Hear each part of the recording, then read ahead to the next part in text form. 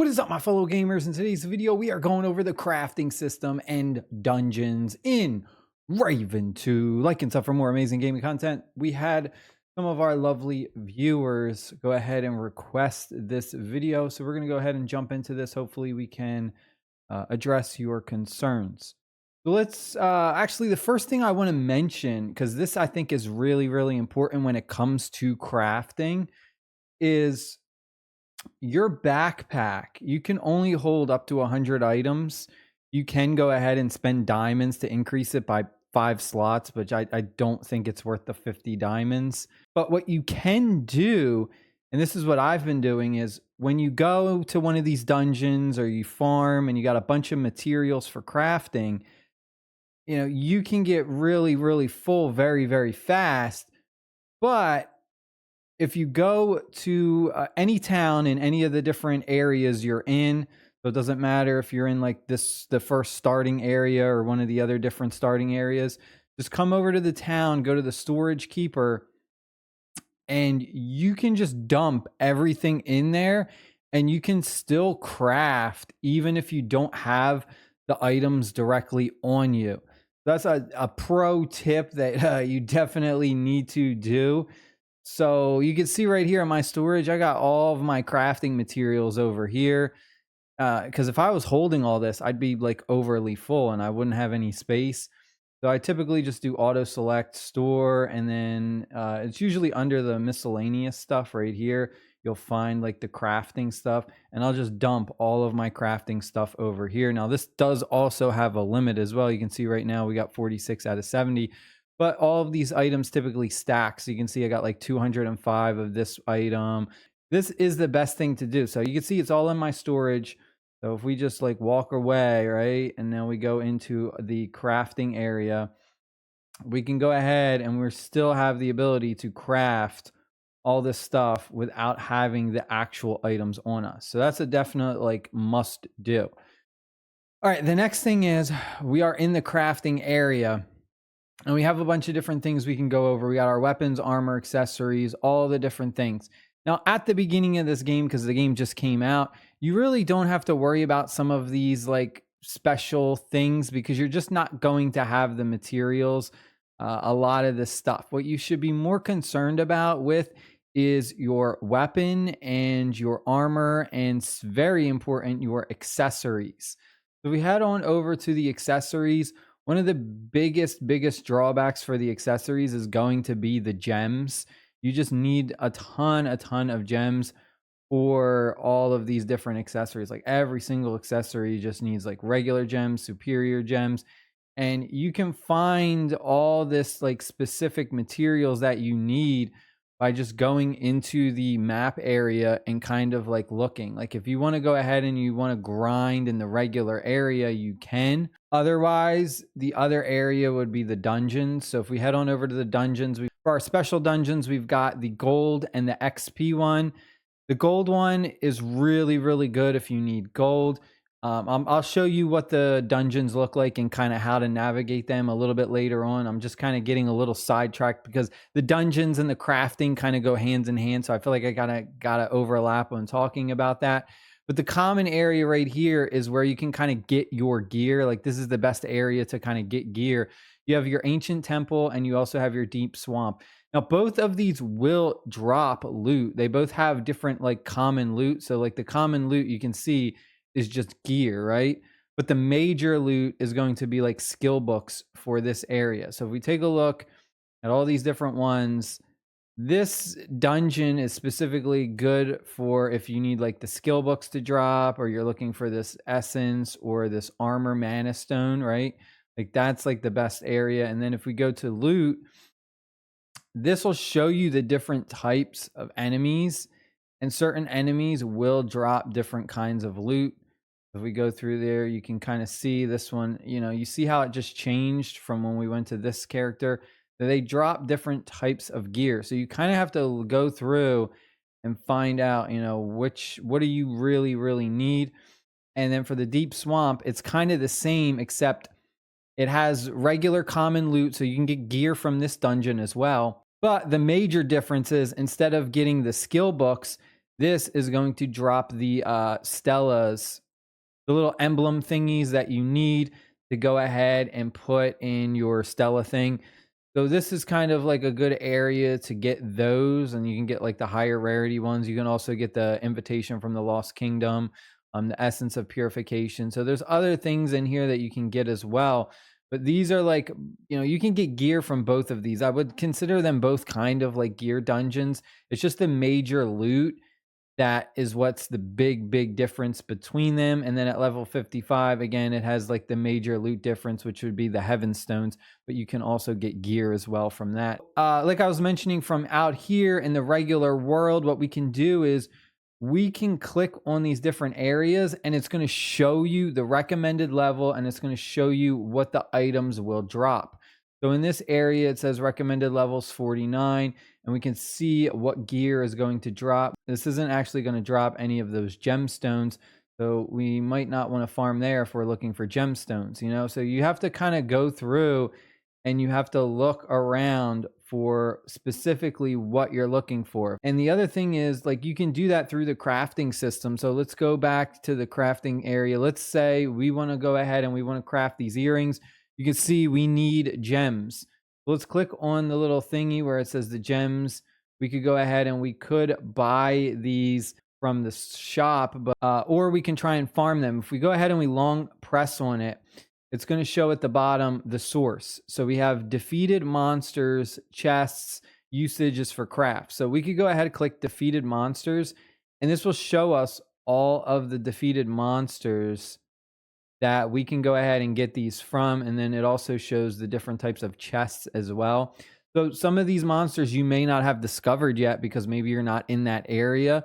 But you can see that I do have some that I have discovered. So right here, this hill country, I could click on this, and then it will show me down here the gems. And then I want to go here, and then I'm going to farm in this area to specifically get the gems. So it's really simple. It's really straightforward. I think the problem that people have is the micromanaging. People don't seem to want to take the time to like click on things and pinpoint. It feels like a lot of people, at least from a lot of the comments of people complaining about the game, people just want to like rush through things. They don't want to like take the time to micromanage their characters and stuff like that. Like, this is the way this game is meant to be played. These types of like MMOs like this is about micromanaging. It's about making little, like, fine-tuning every little thing. It's not about action. This isn't like action being engaged in that. It's about strategy of finding out which area do I need to farm in, setting my guy there, and then doing it. I feel like a lot of people are just like, they don't want to do that. They want to be more engaged with the game, where this is a game where it's not like engaged like that. You're not like sitting there playing with a controller 24/7. This isn't a game like that. It's more of a game where, all right, I need this material. I need to find, all right, I need to go here. I'm going to have my character go AFK grind for a few hours. I go and I do something else. Then I come back after 5-6 hours or whatever. I got a bunch of drops. Now I can do some things, upgrade my character. All right, what do I need to do next? This is a long game. Like, this is playing for the long haul. This isn't instant gratification, which I think a lot of people are looking for. This is a game that's you have to play for months and months and months to really get anywhere. Otherwise, you have to spend a bunch of money to speed up your progress, which I think a lot of people do because they just are impatient. They don't want to grind. Like, this is a very hardcore grind game, and people are just, they don't want to do it. I don't know. All right, now let me jump into the dungeon so I can show you like the layout and how it works. The other thing is you can add time. So these do reset every Sunday at like reset. So it's a weekly thing. You get weekly like 7-8 hours for all of these, but you do have the ability. You can see I've got a bunch of these time recharges. This is how you can go ahead and add time to this. I'm probably going to add time later on because these are about to reset soon for me. But all you do is come in here. Now, the first time you do one of these, it's going to be free for the day. Like, it's a free entry. And then if you want to go back in, it's going to start to cost you gold. So it's best to kind of like choose a day, whatever day it's going to be, typically to the end of the week, because that way you're already stronger and you might have the ability to do a higher dungeon. If you do your dungeons like on a Monday or a Tuesday, by Friday or Saturday, you might already be a high enough level that you could have did a higher tier dungeon. So it's always best to try and save your dungeons right before reset. Like the last couple days, Friday and Saturday are usually like the best day. If you don't have time, then hey, then do whatever you can. But that's like the best. So we're going to go ahead. We're going to enter this area. We can do tier 2. It's going to cost us a little bit of gold. All right, so here we are. We are in the dungeon. Now, I know a lot of people are like, it looks just like the regular world. There is not really a dungeon.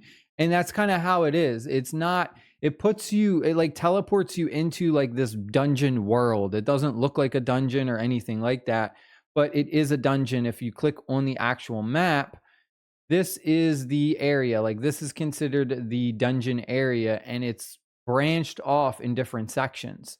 So we started right here.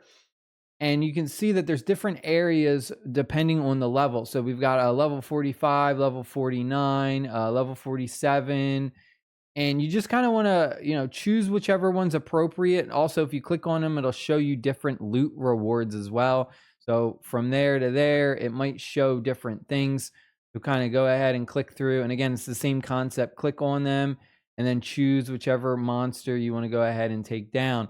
Now, it's best to try and choose one that's kind of close to your level, because you don't want to be doing a lot of missing. If your attacks are missing, it's because your accuracy is not high enough. And if your accuracy is not high enough, then you're kind of just wasting time. If you're doing like 20 shots on an enemy to kill them and you keep missing and missing and missing, I mean, you're really not progressing.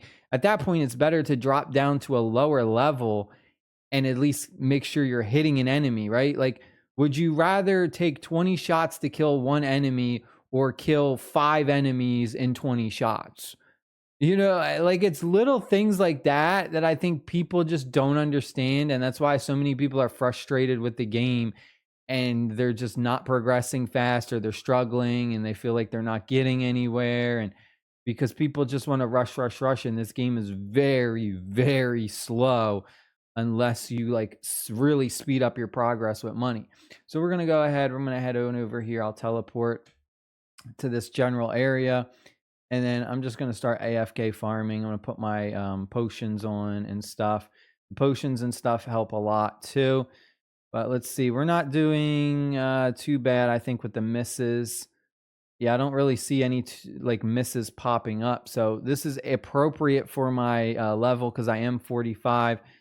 So that's not bad. We are 45. We probably could do the 49 area. Let's check her out. I know I'm wasting gold, but this is for video purposes. Let's see. Don't see any misses over here either. So it looks like we could even do 49 really, really well. Oh, there we go. We had a couple misses, but that's not. Yeah, a couple misses right there. So this is like, yeah, see that was a little bit sketchy. I'm doing quite a bit of misses. It's, it's not too bad, but you could see like in the 45 area, I was doing like that. I just missed a lot there. So it might not be something that I really, really want to do. Maybe 47 might be better. Check out 47 and see. And like, this is what I would kind of recommend is, look and see if you can take these monsters down easily. And if you don't have a lot of misses going on, that's really, really good. That's what you want to look out for. Look, we just had a loot drop. We just got this. We got a rare weapon blueprint fragment right off the bat already. We weren't even grinding for that long. That was pretty quick. But yeah, that's pretty much it. If you have any additional questions about the dungeons or crafting, go ahead, comment down below. And I will see you guys later. Stay happy, stay safe. Peace.